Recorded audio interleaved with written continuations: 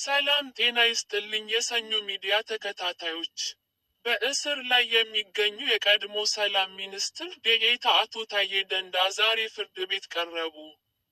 አቶ ታዬ ህገወጥ የጦር መሳሪያ መያዝ፣ ጠላትን ማገዝ እና በጉልበት ህገ መንግስት ለመናድ ከሚሰሩ ቡድን ጋር መተባበር በሚሉት ወንጀሎች ነው ተጠርጥረው የታሰሩት ሲሉ የህግ ጥበቃቸው አቶ አበራ ንጉስ ለቲክቫህ ኢትዮጵያ ገልጸዋል። አቶ ታዬ ደንደአ ተጠርጥረው በተከሰሱበት ወንጀል በዋስ መብት ከተለቀቁ ከተወሰኑ ወራት በኋላ ዳግም 25 ግንቦት 2017 ታስረው በቂሊንጦ ማረሚያ ቤት ይገኛሉ። በተጠረጠሩበት ወንጀሎች የመጨረሻ ውሳኔ ለመስጠት ልደታ ፌዴራል ከፍተኛ ፍርድ ቤት ጸረ ሽብር ችሎት ሐምሌ 30 ቀን 2017 ቀጥሮ ሰጥቶ ነበር። የአቶ ታዬ መዝገብ ተመርምሮ ዛሬ ውሳኔ ለመስጠት ቢቀጥርም ፍርድ ቤቱ በተደራራቢ ስራዎች መዝገቡን አጣርቶ ውሳኔ ለመስጠት ጊዜ አለማግኘቱን ገልጾ ተለዋጭ ቀጠሮ ገልጿል። በዛሬው ችሎት ከሳሽ አቃቢ ህግ እንዳልቀረበ ጠበቃቸው አቶ አበራ ተናግረዋል። የአቶ ታዬ ደንደአ ጠበቃ አቶ